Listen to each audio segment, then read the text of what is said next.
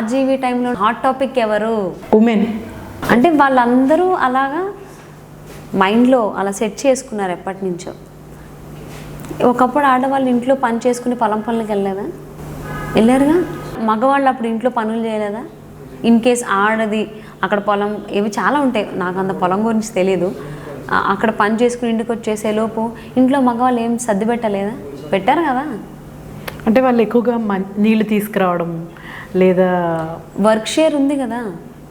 అంటే అంట్లు తోవడం, బట్టలు ఉతకడం, బట్టలు మడత పెట్టి ఆరపెట్టడం, ఈ పనులు అనేవి కేవలం ఆడవాళ్ళకి సంబంధించినవే, ఆడవాళ్ళే చేయాలి అని ఎక్కడన్నా రాసి పెట్టుందా? మన వాళ్ళు రాసే ఎవరన్నా చెప్పారా?